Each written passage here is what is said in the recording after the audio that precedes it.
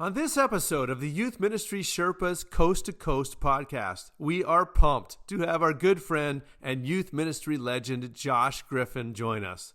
Josh is the junior high pastor at Mariners Church in Southern California and the co-founder of Download Youth Ministry. We talk with Josh about his call to student ministry, the indescribable gift he once received from his mentor, Doug Fields, and what encourages and concerns him about the future. Josh's generous spirit shines through in this conversation. We loved it. We are sure you will too. So roll down the windows and let's get started.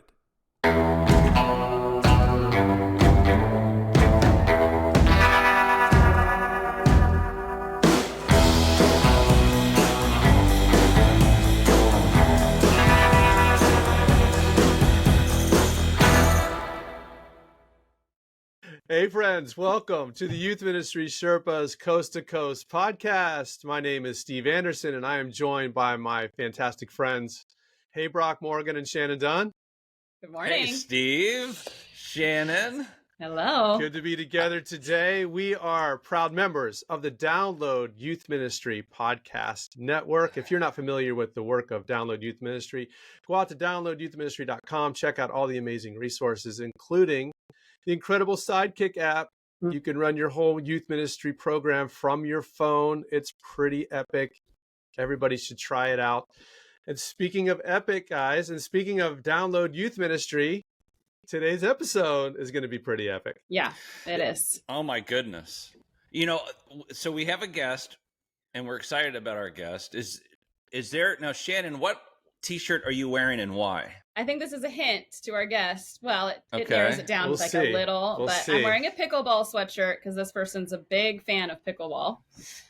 But awesome. Do we want to tell the audience, even though they looked at the title of the podcast and they know? Come on. Yeah. In just a couple of minutes, we're going to be joined by Josh Griffin, co-founder of Download Youth Ministry. So it's going to be a blast. We're looking forward to talking to Josh. Yes. And if you guys are ready, let's let him in. Let's do it. All right. Okay, we're good. All right. Let's do a wardrobe change. I think it will up our, be like, oh, wow, they did a wardrobe change. All right, we've got Josh Griffin with us, everyone. Woo-hoo! That's so exciting. Wow, short straw. You ran out of other people to interview, and here we are. Oh, my goodness. Oh, we're so excited to have you on. Josh, before we start, I got to ask you a question, and this is from Shannon and I both. You could have, at DYM, you have access to all the greatest speakers in the country. I mean, you could have had Francis Chan, you could have had Louis Giglio, you could have had Andy Stanley, like anybody on the National Day of Volunteer Training. Yeah. And Brock Morgan is going to be on it this year. Yeah. So we just need to know, like, speaking of bottom what of the barrel. were you thinking? Well, here's what happened. We asked some big names. We asked some big time people and they said no. We asked a really, like, we went to the B tier and we were like, is there any chance? And then we went C tier. And then finally Brock's like, listen, you've already asked me 5 times. I'll do it. And so he was in. He's, yeah. Let me just say that I was just as surprised as Steve and Shannon. Well, for those of you that don't know yet, Brock is going to bring it on the National Day of Volunteer Youth Ministry Training, which is a national event. 20,000 youth workers we train in one day. It's really exciting. And Brock will be center stage. So who knew? Come on. Well, go ahead, Shannon. I'm glad that people are discovering the wisdom that we have discovered in Brock too. Yes. It's going to be great. Yeah. Well, we had Brock out at a DY100 event just on a whim, and he was terrific. And it was a great match made in heaven. And we were like, let's go further in and see what happens. If he screws up, it'll never happen again. But you can scrap his recording. You can scrap it. Yeah. We've done it before, totally. so it's true. fine. No, there's a fair, good, strong, like, percentage that could happen. Well, we're praying for the best. We're hoping for the best. Yeah, me too. Me too.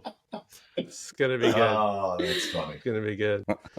Hey, Josh. So it's been a few years since you were on the show, back when Matthew and I were co-hosting. Oh yeah. And oh gosh, that was probably 5 years ago, maybe. It's been a minute. And we've survived a lot since then, everybody. We have. Oh my gosh, think about it. But I would just love to hear again, kind of your personal ministry story. How a young youth worker from, was it Michigan? Where are you from? It was Michigan. Yeah, I was born right outside of Green Bay, Wisconsin, and my dad was a pastor, and he always said to me, "Don't be a pastor. Don't be a pastor. Don't be a pastor." Wise advice. But he was a great pastor, and what he preached from the platform. He lived in our home. I had an amazing mom. I get to see them actually this weekend. I'm on a speaking trip, and I get to go visit them for a couple days. They are my heroes, my role models, my everything. But he always said, "Don't be a pastor." So in college, I went, and everyone was telling me, "Josh, you are made to be a youth pastor. Like everybody sees it." I'm like, "You're crazy. I'm not going to be a pastor." My dad even told me, "Don't be a pastor." And I went to my fiance. Our mentor said, his name was Jerry. Jerry said, "Josh, you should pray about it because you're going to," and I really respected this guy. So I said, "All right, I'll pray about it." I went to my fiance, who eventually became my wife, Angela. I said, "Am I supposed to be a youth pastor?" She starts crying, says, "Yes, everybody knows it. He's right. God is talking, listen to him." So then I go to my dad and I was like, "Dad, am I supposed to be a youth pastor?" He starts crying and says, "Yes, we've all known it since you were little." He said, "I just didn't want you to get confused with your father's voice and your heavenly Father's voice." And I said, "Dad, I will tell that story the rest of my life." And I've been in youth ministry in a paid position of some sort since 1994. Which is probably before you guys were born. Except Steve's been around a while. Yeah. Josh, my middle son was born in 1994. So. Wow. No, I've been doing youth ministry a long time. It's what is that, 2024? Yeah. 20, 30, 300 years, I think. 300. Oh, gosh. You're good at math, too. Yeah. Did you start off as like an intern somewhere, and then what was your way in? Yeah, so a church plant in the area of my college was looking for a youth pastor. They paid me $20 a week in gas to come serve and teach Sunday school and run a youth activity every couple months or whatever. And it just got a little taste of it and went, I could do this. This is so fun. I was serving with my fiance. I'm like, this is incredible. We got married, and then I got a job, like literally when school ended. We had a vacation planned, and I started the next day. And so stayed at that church, and it was a challenging first church.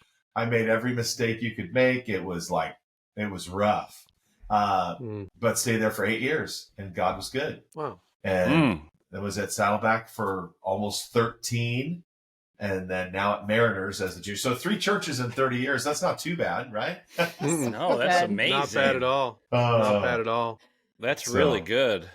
It's been a great run. How did that transition from your church you're at for 8 years to Saddleback? How did that come about happen? Because you're in different parts of the country, right? Yeah, different parts of the country, and California. Different scale of ministry. Just a little.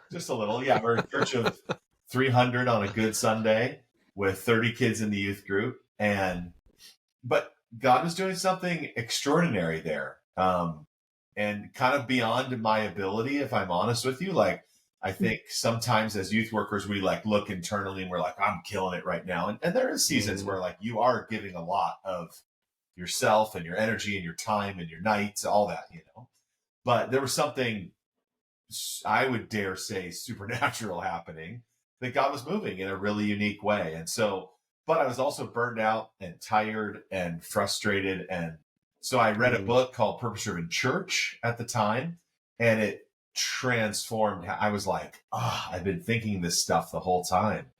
And then eventually found Purpose Driven Youth Ministry. It was brand new. by a guy. This is like late 90s, yeah, Josh? Yeah, late 90s. Okay. Yeah. So I found this book and my head is exploding going, I could do this the rest of my life if I could. I guess got to make sure this church is legit. So I asked my church to fly me out to a conference in California, and Saddleback is like got one building and tents everywhere, and it's going, and God spoke to us there and said, go back and take what you're learning and go. And so we stayed at that church a total of 8 years, from kind of a season of burnout and frustration to recovery, restoration, let's go. And then over that time had developed a kind of a chance friendship with some of the Saddleback youth staff and eventually Doug Fields. I remember the first time I got an email from Doug, I was like, oh my goodness. Wrote the book he emailed me, and we hit it off. And there was a moment where he said, would you ever come out? And I said, yes. I wouldn't even pray about it.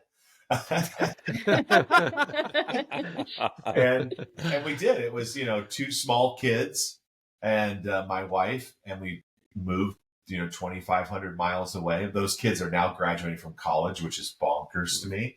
But we took this what's crazy is sometimes when you take a leap of faith, it's like it's the biggest leap in the world, and to you it's so big.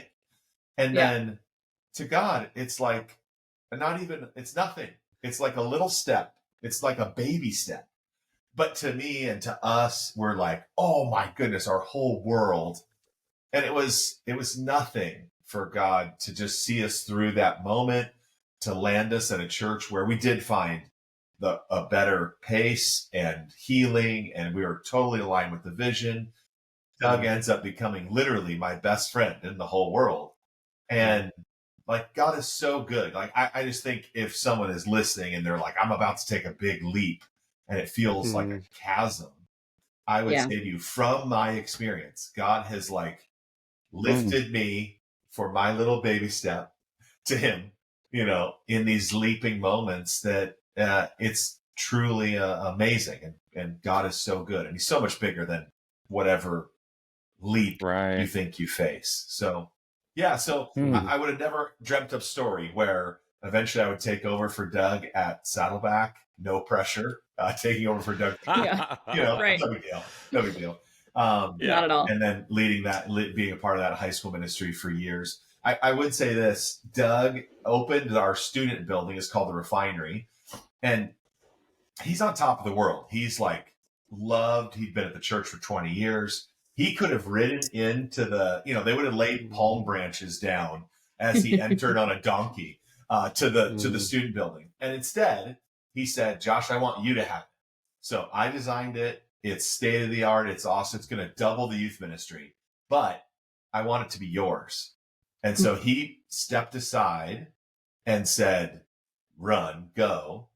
And the youth ministry doubled. And we had our own baptismal area, and kids are getting baptized every weekend. And like literally half the youth ministry didn't know who Doug was. The other half missed him fiercely. And we're like, who is this Josh guy? But like literally, he so humbly handed over the youth ministry to me. That is some lessons I'll never forget in transition, in how to hand off leadership well. It just requires an enormous amount of humility on the person who has done so much work to give that as a gift forward. I know how rare it is now, but I was the recipient of that as well. So yeah, there's the longest answer you ever want to hear in the world. Oh, that's so good. That Josh, good. As you were telling your story, it made me wonder, like, when you got into youth work, could you see yourself where you are now? Like, did you go, I'm going to be a youth pastor forever? Or were you thinking, I'm just going to do this for a season? Like, what was your thoughts when you first got into youth work? Yeah. It definitely, there was a pivot where I went, this is a good start. We'll see where it leads, to like, it was probably in those early 90s and discovering like a philosophy and framework and passion and calling where it became, I want to be a lifer, and I do want to get old doing youth ministry, and I want to give my whole, I don't ever want to be a senior pastor. I don't ever want to be an adults pastor. In fact, as I watch some of my friends go higher and higher up in churches and whatever, I also watch them die a little bit. And I was like, I don't want that. So I would say this, my tune has changed a little bit, because I used to say, be a lifer. Everybody needs to be a lifer. We're in this forever. I've changed. I think God needs senior pastors who started as youth workers and who still think like youth workers. He needs church planners who are hungry and aggressive like youth work. He needs executive pastors. I don't know if God does need executive pastors, but you know what I mean? Well, let's not get carried away here. Hold on. But God needs youth worker minded and hearted people throughout the church. So I used to be like, be in for life or get out. And now I'm like, whoa. Take a season, become a great youth worker, and then take that with you as the whatever he has next for you. So I'm in it for life. You can't stop me. But I'm so thankful for people that aren't, because God's using them in great ways too. It sounds like you and I were on kind of a similar early 90s, getting into youth work. I started youth work in like 91 as an intern. I would go to youth specialties and see my heroes. Who were like some of your like, oh my gosh, those are like they were like your North Star. Yeah. Well, obviously Fields, as previously mentioned, read every book of his, bought every resource he ever made. It's crazy now that together we run Download Youth Ministry, which is bonkers, to help other youth workers. I would say Duffy Robbins was one. Tick Long was another for sure. I didn't have the privilege of knowing the Yaconelli timeline. I don't know how I missed some of that in there, but that's legendary to me. That's like youth ministry that I just missed, that I wish I knew more of. But Jim Burns for sure. There was a little bit of some of the focus on the family stuff even early in my ministry. I came from a very, very conservative background. And so there was some focus on the family stuff that was really influential. Josh McDowell's early stuff, his guidebook to counseling teenagers was like, I was pouring through that. I have a business degree and a Bible degree. I don't have any youth ministry degrees. So I studied and read everything you could read. I went to every training you could go to. Now, podcasts, I'm still a junkie. I just want to be a learner, and there's great people out there. But some definite heroes and legends of the past for sure. Good names. Yes. Who do you think are some of the unsung, we don't heard their name too much yet, heroes right now? Oh, it's a good question. Ministry. I do think youth ministry has changed a little bit. Yeah. Which I think we've helped as Download Youth Ministry. I think we have helped democratize youth group a little bit, or the influencers of youth ministry, to where everybody has a platform, a voice. You can, it used to be that Doug had resources, and then it was like Doug and Josh have resources, and now anyone can be an author. Anyone can have a podcast. Great example. I mean, the Sherpa podcast. Literally anyone. Anyone can do it. Even you guys. Even you guys. Unbelievable. No, what a world we live in. I just love that instead of gatekeepers and publishers, it's now like we all get a voice. So I do think the answer is more nuanced than ever before. I do think there's some people out there killing it, like Vince at Life Church. I just did an event with him, and I just really like him. He's terrific. Justin is one of my buddies. He actually started on my team as basically an intern. Justin Knowles out at Sandals Church. Josh, Justin and I are neighbors. Really? We literally live on the same street. What? So we see each other every week. We hang out. So we live a few houses apart, which is crazy. He's so great. I think he's definitely got what it takes. What's fun, I have some great Justin stories. We could talk later though. But he was going to be our guest today, Josh, but we couldn't get him. I deserve that. I walked right into it. But no, his references were so rough that I was like, I don't know if I want this guy. But oh wow, I believed in what I saw, and my goodness, I love where God's using. He's so great. But it's just kind of fun where like, he's the man. Anyhow, we just talked on the phone yesterday for an hour. I love the guy. Small California world is that I was the dean of his church's team at Forest Home. And so I met him in 2007, I think. So yeah, like the first time I saw him working with you guys, I was like, hey. He's like, hey. That is such a small world. That is a small world. My goodness. Right? There's a guy named Brock Morgan who's probably the next big thing in youth ministry too. Big thing. If he doesn't screw up that deal that's coming up. Exactly, the national day. Here's the what national I do, day of team training. I don't know, man. He can't even think of the name of it. Some of my favorite stuff, though, like for example, on Download Youth Ministry, some of the top authors, you don't know their name because they're a youth pastor in a cornfield in Kansas somewhere, and they're killing it, and they produce great stuff, and you don't know their name. They're never going to write a book. But their resources are, there's a guy named Todd Parridge who was a youth pastor for a long time in Pennsylvania. I used his stuff in my junior high chapel, and he was like, what in the world? This is so fun. There's a guy named Derry Prinker who is a youth pastor in Indiana in like a Amish church or something, I swear. But it's like it used to be like, if you're at a mega church and you're killing it, and you got 800 kids showing up, you can have a platform. And now it's like, you know what? Everybody is doing their best to do great work. Let's help each other. I mean, that's the whole point of Download Youth Ministry. It's the whole point of your podcast is let's have youth pastors help youth pastors. Right. And so I love it. Yeah. It's the real deal. Like just a little, bonus points for the conference, going to like DYM 100 or whatever conferences you guys do. It's like, I have met other youth pastors who I'd never, ever would meet before. And I am like, whoa, this person has encouraged me, inspired me. Like, so now I see their names as authors and I'm like, oh man, so-and-so, that guy's great. And he's the real deal. That girl, everybody, it's like so inspiring to meet these people in real life and just get to know them and be encouraged. We met this gal, her name is Sabrina Hadro, and she's one of the very best youth writers that we've ever seen. She's incredible. And I don't even know what church she's at. I don't even know what state she's in, but if she writes it, I'm going to use it. Like she's incredible. Nick Clayson is a guy he's made like almost 200 resources. Like that's cool. Mind-boggling. That's wild. So very cool. I think it's a new day in youth ministry where you have a voice, you have a platform. We collective rather than one or two people at the top. So it's great. Josh, what instigated you guys starting DYM? Like, how did that even come? Like, what's the story behind it? It's kind of fun. We were at a youth specialties conference, and we were my buddy Matt. So it's Doug, Matt, and I. And Matt and I, Doug's off teaching something because he's big time.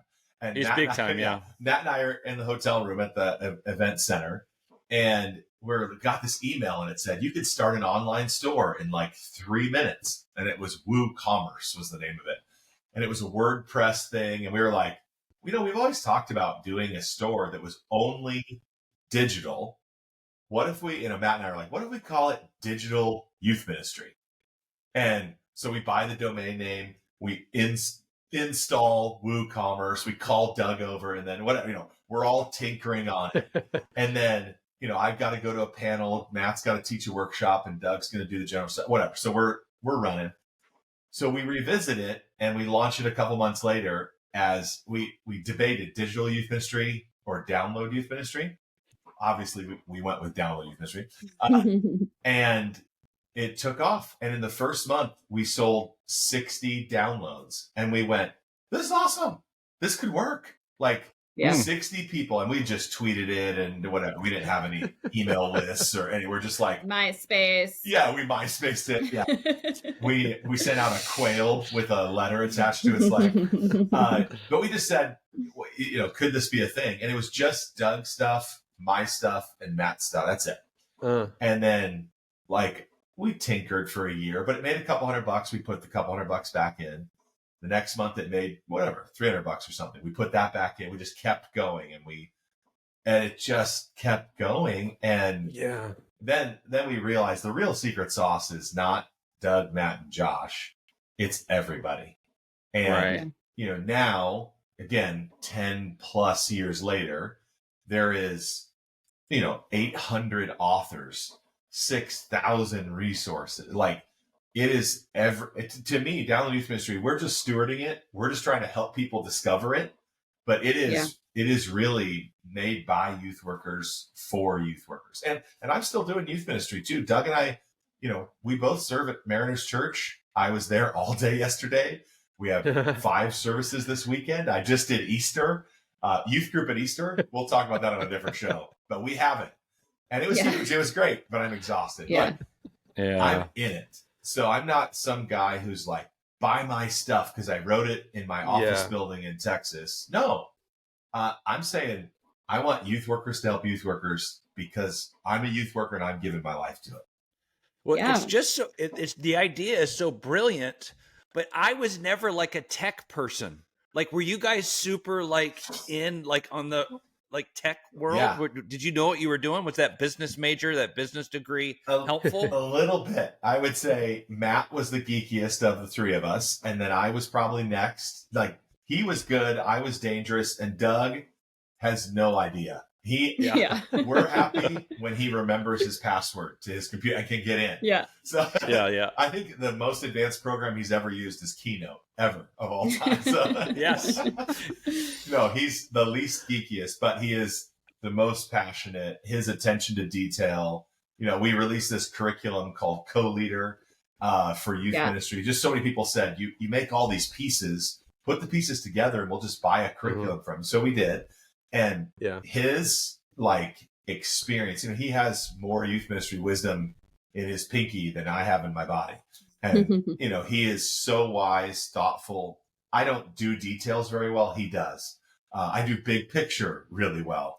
And then Matt, for a long time, he's now an executive pastor. He's left youth ministry and us, unfortunately, too, although he's still a dear friend. But Matt was the, you know, grinder and get it done. So it was a powerful team. But, you know, again, I don't think I could have dared to dream what are the story and the twists and turns and why did I have a business degree and not a youth ministry degree used to really frustrate me. And now I'm like, oh, it makes sense. Or I served at a very rural farm church in Michigan with 39 acres of corn and 1 acre of church. And I've served at 2 of the largest churches in the country in California. So I've literally seen coast to coast. I've seen big and small and all of those things I didn't understand at the time, but God was preparing me for the journey ahead. So again, if someone is listening and you're like, I do not understand why this is happening in my story, or I'm really defeated, or I'm in a good place, whatever. There is some twists and turns in your story that you don't always see when you're 24 and 29 or 35 or that I think now I go, that's what you were doing. In the time, you know, wasn't always peaceful or lovely or wonderful or happy, but I was being shaped, and I'm so thankful for that journey too. So, well, Josh, go ahead. Sorry, Shannon. go ahead. I was just going to say, we've talked a lot about, I think, the highs in your journey, and I would love to hear about a few of, not one low, you don't have to do all of them, you know, but, and just how you get out of, how do you come out of those? What's your, you even said, you know, I'm exhausted after Easter. It could be even just spiced about that, but you know, you know, whatever it is, but what are the lows and how do you get out of those? Oh, I think there's plenty. I'll start with the one that comes sharpest to my mind, which was, in my first youth ministry position, the senior pastor and I could not be more different. So there's just 2 of us on staff, him and me. And he was old school, conservative, piano and organ. And I was like, what about drums? And what about a different version of the Bible that kids can understand? And we just led so differently. And it caused enormous pain. And because youth ministry is always in the second chair, right? You're never the top dog. You're never the leader. There's always going to be a senior pastor, an executive pastor, middle management, some, you know, you're perpetually near the bottom in youth ministry. it can be so defeating and discouraging, and you never get to make the call, and you have to support poor calls and bad decisions, and publicly you're like, let's go. So I would say there was a point where I was so defeated, and there was no, like, I would drive into the church parking lot and be bummed to see the person's car in the parking lot, and like, I could do nothing right. I'm a failure. It's over. Now, I will say this, my personality helps me kind of pull out of that easier than some. So even, my wife and I are talking about something yesterday, and she is like, she's an analytical list making. She's strategic. She's like, and I'm like, it'll be fine. We'll get past, like, I do see the bright side quickly. I can spin a story to find something good easily, but I would say there's a few things that help me the most. One would be an outside voice who you can vent to, who will also kind of shoot your big head down a little bit too. Because sometimes we get arrogant, or we think we know better than the leader above us. So someone who not just listens, but also like fires back a little is helpful. I would say margin and balance. I didn't have any. And so I was partially defeated by my environment and my leadership, but also I was self-sabotaging by not getting good sleep, not playing enough, not being with my community and my friends. And so you add those things together. Oh, and then the ultimate one, of course, is just spiritual dryness, like such a desert in my heart during that time. So you swirl all that together.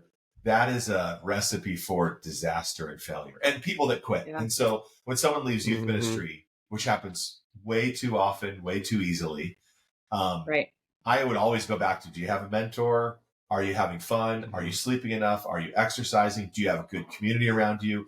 Are you taking a day off? What are you reading? Like, I just have this checklist in my mind going, don't quit. Don't quit. Because God probably has something great for you on the other side of the dip. You just got to get through it. But it's not easy. I mean, 30 years in, you guys know this. You're all grizzled veterans. Let me turn it on you. What do you do to recover? Oh, what do you do to stay in it? I mean, two of you have gray hair, and one of you is probably covering it up a little bit. So, wow. So rude. How do you stay in it? I don't even have hair, so. Yeah. Shannon's hair is normally purple. She's That's true. What's going on? How do you guys stay in it? Like, encourage me today. I'm 30 years in, and I'm tired after Easter. So give me something. Give it to me. Come on. Do it. Those are all Bring good it. factors. All those factors you mentioned. My first go-to is usually having people outside your church that you can vent to, that understand what it's like to be a youth pastor. Yep. That safe environment. That's what spawned the original version of the Sherpas years ago, and it's something that's kept me going. Just being able to express the deepest, darkest moments and doubts and frustrations with somebody, I just think is invaluable. To get it off your chest. I mean, you do it with God, but you need to do it with a human being too. And that's something that I always go to. Good. I like, Josh, how you said it was self-sabotaging to be unhealthy, like to not be eating right, to not getting sleep, to not taking days off, to isolating myself. Like, that was self-sabotaging. And to think of it that way, I think is really a cool perspective, because it's like, I'm wanting to succeed, yet unconsciously I'm sabotaging myself, because I'm making these decisions that are just isolating me. And so when I get around people who can speak life into me, when I exercise, when I eat right, when I take my wife on a date, for me, it's nightly prayer walks. These are the things that, and it's holistic, right? Otherwise, I am self-sabotaging whether I know it or not. I love that language, Josh. Yeah. I will say I've come to a place where I can recognize my own faults in instead of always putting, I mean, look, there are outside circumstances, 100%, right? You said you're senior pastor and you didn't get a lot, right? Like there are outside circumstances, but you finally get to a place where you can self-actualize and recognize your part you're playing in your burnout and your exhaustion. That's a big, good place to be. Yeah, that's a good word. Yeah, we don't like to admit that, right? I want to be bulletproof. I want to be invincible. Nothing everything bounces, but I actually contribute to it sometimes too. So you're right. It's good. Yeah. The longer you do this, the more level the issues and the crises seem to be. Like the farther away you get, you realize that things are going to happen that at the moment feel like this is the end of it all. But you get through that and you look back and realize that was rough, but I'm okay. And it's a perspective that time brings, maybe. I think is really helpful. Not that that's an easy solution when you're 26 and you're miserable going to work and you pull in the parking lot and don't want to see the senior pastor's car there. That's not healthy.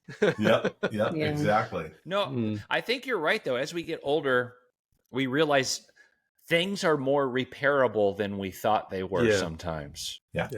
And it's, if I can just hold on, like when I was young, I remember just feeling like that's it. Like I'm done, this kind of drastic, reactive. And I feel slower now in a lot of ways. Dodgeball in particular. Yeah. Dude, what is going on with my arm? I can't, there's no, I used to be good. What is happening here? Junior hires are even beating me now. But I'm slower to make decisions. I'm slower to react. And that's been very helpful. Yeah. It's really good. Something that I think I struggled with when I was younger was kind of envying the position of others at, bigger churches or whatever. And what you guys have done with kind of leveling the field, I love the way you described that, democratizing youth ministry. But you did 5 services on Easter. So you're operating at a scale that most of us really can't understand and relate to. Well, I didn't even tell you about the 2 on Good Friday as well. So technically 7. Oh no!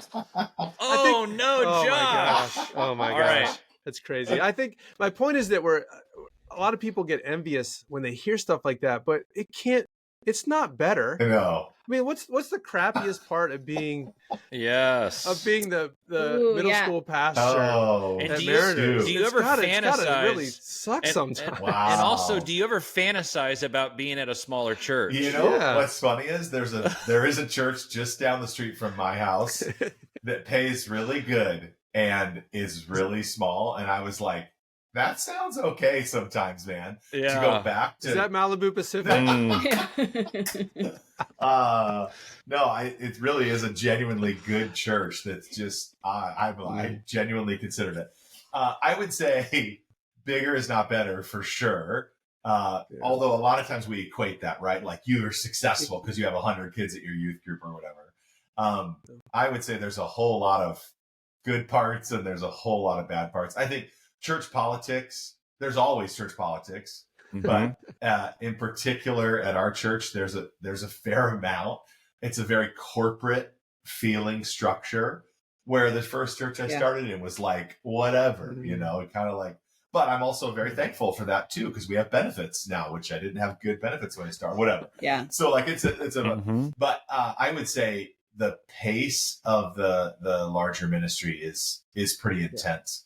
And then you'd think that there would be unlimited resources because it's such a big church and there's so many people that are giving and like clearly that's going to flow into youth ministry.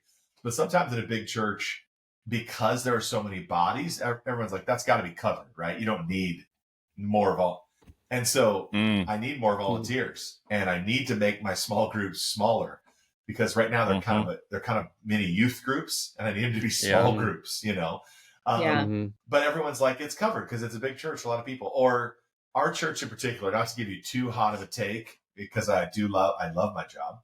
But we resource what is typically not working versus what is working.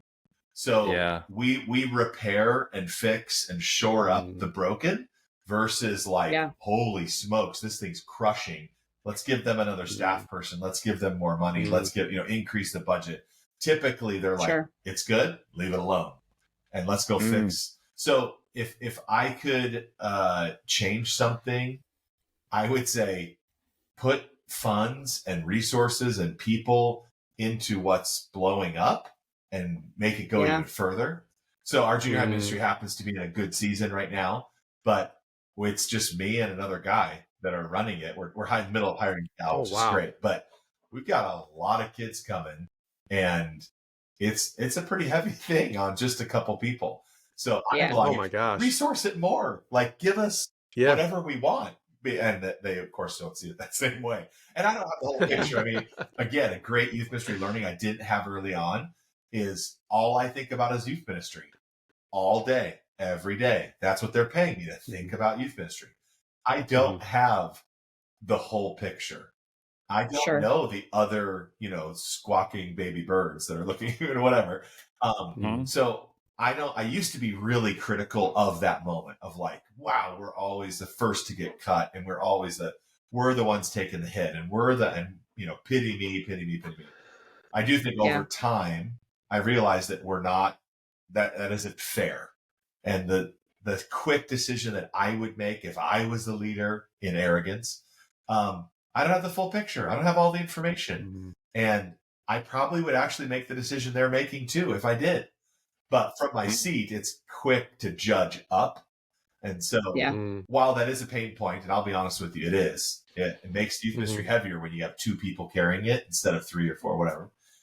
Absolutely. I think I understand now the weight of the whole ministry that I don't ever have to carry. And I'm thankful. I don't think I'm strong enough to carry the whole thing. So, but I can carry youth ministry. I love that part. Yeah, that's good. Hey, let's shift the conversation a little bit to kind of an overall perspective of youth ministry, because you guys get to interact with hundreds of youth workers from all around the country. And I'm sure that gives you all kinds of perspectives. Like, you see the good and the bad. So, in your conversations, in your experiences, what are some of the things that you see happening that encourage you? What are some of the things that you see discouraging you? Yeah. Just in youth ministry world. Yeah. I think there's a lot. I see the bright side first and easily. So I'll have to think really hard about being negative. But I have one. Unfortunately, I do have that too. I would say the gospel is still changing lives. Kids are still getting baptized. I've been speaking at a series of student events in Iowa, Colorado, and this weekend in Chicago. And it's just seeing kids rise to leadership and their passion for serving, for others, for justice. It's incredible. I see that as some of the as strong as ever. Passionate kids who follow Jesus in middle school and high school. I think middle school kids. Is that Jonathan Myers' event you're talking about? Yeah, Ignite. Yes, shout out to an unsung hero youth ministry. A guy who's killing it in the middle of nowhere. No offense, Des Moines. But he's killing it, gathering thousands of teenagers together. Guys, anyhow, I'm a big fan of him. Although I did beat him in pickleball recently. So there's that. But there's good stuff happening in youth ministry. I would say in particular, my perspective is largely now middle school. There is great stuff happening in middle school ministries. They still just need to be known, loved, cared for, pointed to Jesus. They're receptive, they're open. It's awesome. On the flip side, I would say reaching a high school student is harder than it has ever been. And I think I'm not a technology doom and gloom guy, or the phones are evil by any means.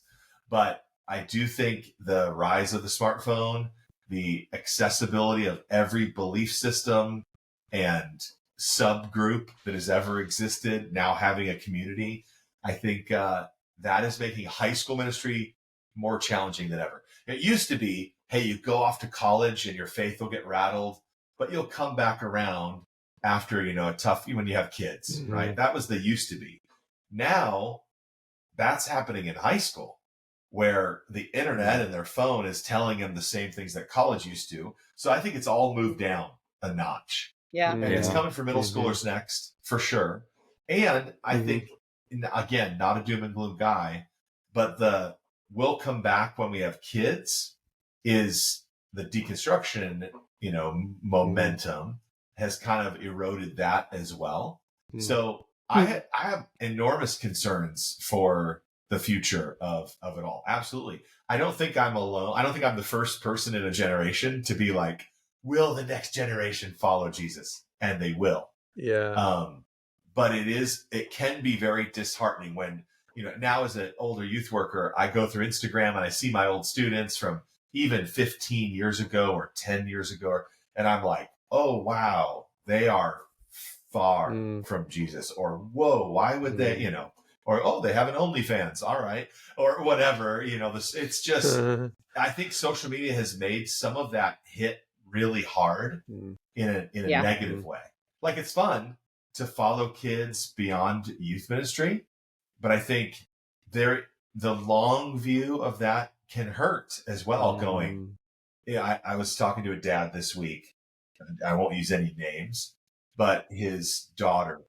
But let's call him Steve. Let's call him Steve. I don't have a daughter, so you can call him him Steve. Okay. So I'm talking to Steve, a wonderful, godly man. His wife, phenomenal, amazing, great home, or like literally great home. His daughter is just going through it and married a guy who's going through it, and to see, and I'm like, oh wait, they were the star kids, and they were the model, like memorize scripture at everything, full attendance, doctor, all of it. And I'm like, ooh, if they can't make it in today's world, and they're definitely not making it, then I fear for like the kids further out on the fringe. And if I'm honest with you, as a dad of one teenager and 3 young adults now, I pray a whole lot more for my kids now, because I think they're in that same, this generation is in that path. And I'm praying for God's supernatural power to transform my heart and their heart and my youth group kids' heart. So I do think there's concern and there's urgency to our work. And if you don't think what you do makes a difference, you could not be more wrong. Like, our work is mission critical to God's kingdom, to the church, and to what he's doing with the power of the gospel. So keep going. Let's go. Like, don't be discouraged. And I think it's using our platform to inspire more adults to recognize that, right? Because as soon as you said that, I'm like, do they have any adults they still talk to that are poor? It's like, I just think about what adults are in their life still. And I'm like, let's tell everyone how much being a caring adult matters in a teenager's life, Exactly. Yep, you got it. I sometimes I don't know if you guys ever, I could feel myself fearing the future, being worried about the future, or even specifically fearing and worrying about the kids in my youth group's future. When you look at that, as you guys pass, I'll just throw this out to the group. What causes you to like move back from that kind of anxiousness? Because we don't want to pastor from a place of fear. We don't want to pastor from a place of like hopelessness.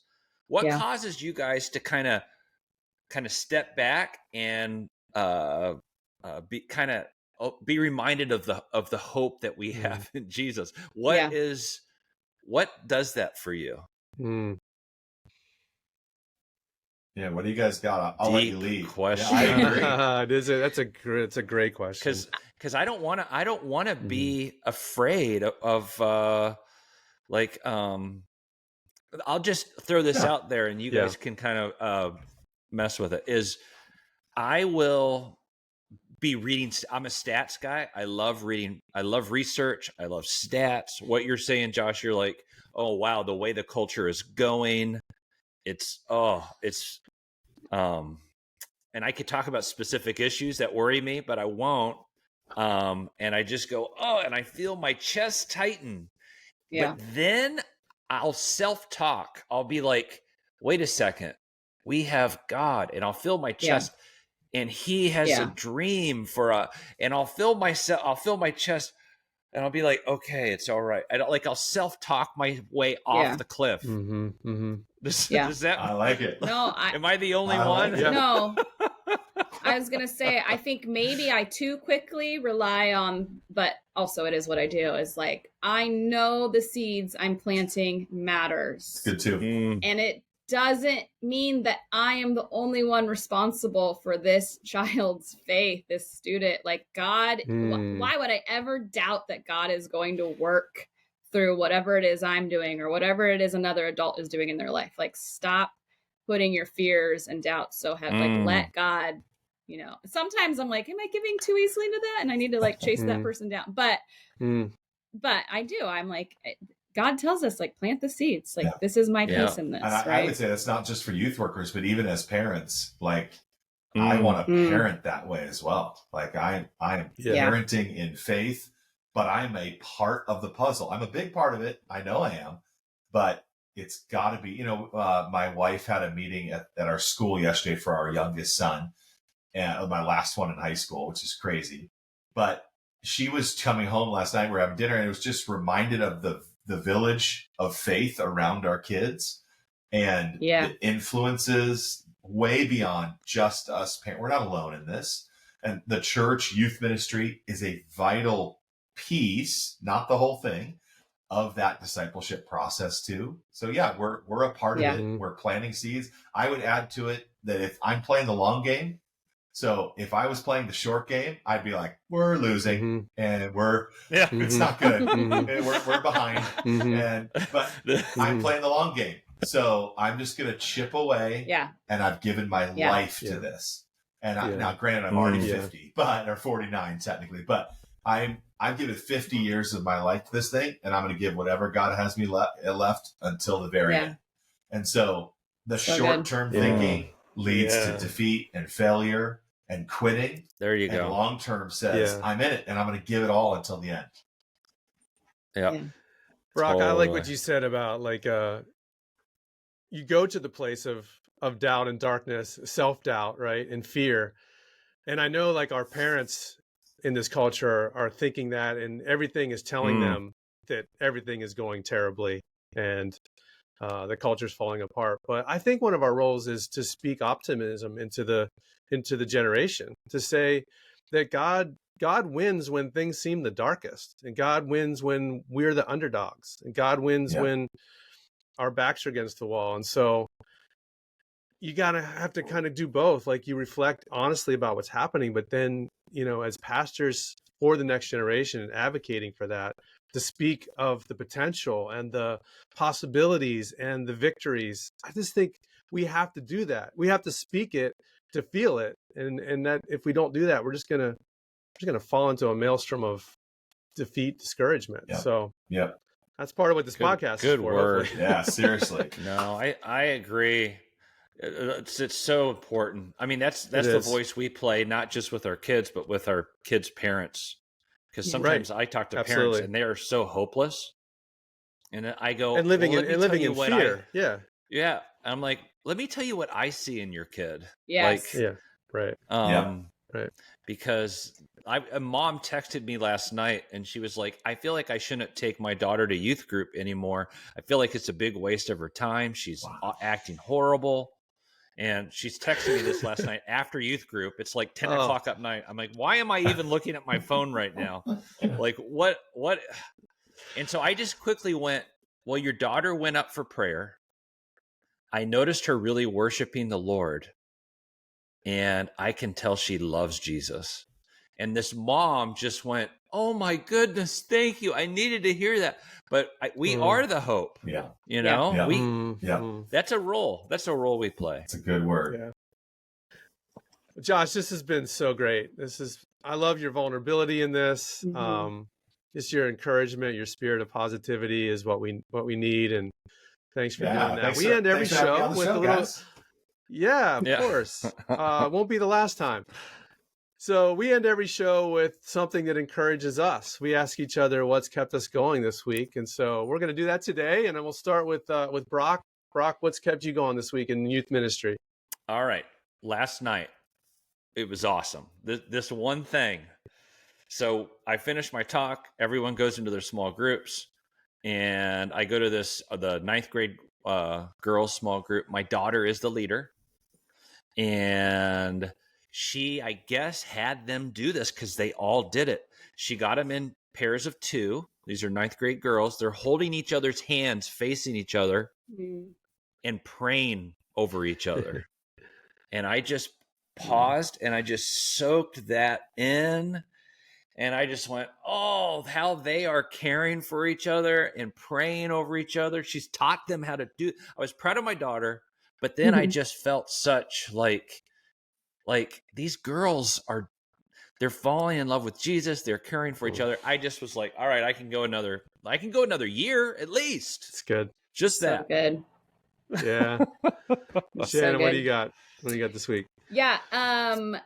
We were talking about like mentors in our life, and it's funny. I don't forget about this person, but my youth pastor, literally the one that like kept me in youth group when my parents got divorced, and the one that invited me to be a camp counselor, which changed the trajectory of my life. I sent him a text via reference on like a coaching application I was doing yesterday. And he just sent me literally like 3 encouraging words. And I just looked at it. It's just exactly he had no idea what was going on in my life this week. It's been a month since I've talked to him, and it was just so good. And I was like, this is what a youth pastor walking with you long-term looks like. And it was so good. So Awesome. Love it. So Josh, awesome. we'll let you go last. Okay, I'll share okay. mine. So we have a girl in our ministry, and she comes from kind of a non-Christian family, and she's been in our youth ministry since middle school. She's now a junior. She was the girl who showed up in 7th grade at fall retreat with shorts so short that, you're thinking, how's this girl ever going to get through high school? But she's had her ups and downs, and we love this kid so much, and she's blossomed into this beautiful student leader. And yesterday I got a text from her early in the morning. I was teaching Sunday night about things that kids are going to need to succeed in their faith after high school. And I was teaching about developing their own spiritual rhythm. And she texted me and she said, I need something that I can listen to, a podcast or something, or prayers that I can do while I'm walking my dog in the morning. What do you suggest? And I just thought, oh my gosh, we've got this girl almost out of high school and she's walking with God. It just makes me so happy to know that we've won in this case. We've got a victory in this one. So that was cool. Oh, so good. What's keeping me going is, I don't know if you guys heard, but we landed the biggest speaker ever at the National Day of Volunteer Youth Ministry. His name is Shannon John. No, I'd be way too hard to get. No, we can't afford Shannon, but we can afford Brock, let me tell you. Yeah. You can. I actually, now let's just go ahead and say it. I'm actually paying them. Yeah, that's true. To It's a small fee, but it's the least we could accept. It was good. We've been joking about this. I have to tell you, Josh, before you answer the question, I feel so honored. Yeah, I'm not joking. Good. To be asked, I was like, dude, I've told everyone. I am so excited. Well, that's very kind. I feel honored. That's very kind. If you're interested in the National Day of Volunteer Youth Ministry and you're still listening, you can go to trainmyvolunteers.com and see Brock's picture and see everybody else who's speaking and sign up to go in your area or so. I don't know. Okay, promo over. But Brock, we're excited. Yes. We're excited. Shannon, maybe next year. Steve, hang in there. I would say a couple really cool things happened this week. One, I was playing pickleball with some adult men, and my son joined us. And the way they became instant youth workers in that moment was so encouraging. Kind of like what Shannon was saying earlier about how if everyone understood that they're all in youth ministry, if everyone contributed. And, it's as dumb as playing a stupid game of pickleball, but they snapped into, and they're not youth pastors, they're just buddies of mine. And just dads who care for kids. And it was just awesome to see them swoop in and ask about his job at Chick-fil-A and school and church and spring break. They were just like never ending barrage of attention and care and love for my son. And those are great moments. Then I do think there's a dad in our youth ministry who for some reason like just cares for me. And so this week on Thursday mornings is when he writes like an encouraging note, and he is relentless. And I'm an encourager. I'm an outgoing, you know that, but he like intention. I don't know if he does this with everybody or what his thing is, but he's like, Pastor Josh, I want to encourage you. My son loves youth ministry. We love our church. Can I take you out for Korean barbecue? Like, keep going. And just to have somebody, and I don't want to say his name or whatever, but it is a blessing to have a dad who's in the trenches with his kid, believe in and love me as the youth leader. Man, I will keep going because of stuff like that. It's so good. Oh, so good. Man, this has been fun. Guys, this has been fun. I'm privileged, guys. It's a big deal. I listen religiously. So, and Brock, I'm glad that you're on the show. You're one of the three, Josh. Thank you so much. Josh, I just want to say the thread that I see running through your life from the generosity you received from Doug to kind of take a young youth worker and give him this opportunity. You talked about him handing that off to you. And that's what DYM is doing with youth workers all around the country by using, allowing them to use the stuff that they're making and creating to make a little cash and, contribute to the greater good. Going back even to the days of the original podcast you guys did back in the day. All of that has just built this amazing community of youth pastors and youth workers around the country that we all feel blessed to be part of, and has connected us. This wouldn't exist if it wasn't for all of that. So there's just like fallout from that generous spirit that kind of is the DNA of DYM that I'm just really thankful for it. I just want to express that to you. Major. So, means a ton, guys. And keep going. Like, youth ministry needs your voice, and I'm thrilled to be on the show and sit under your wisdom and be encouraged today. What else is encouraging me? You guys. So appreciate it so much. Wow. You're awesome. Thank you. Thanks, Josh. We're grateful. Thank you, Josh. And thanks for coming on the show. This was a blast. Yeah.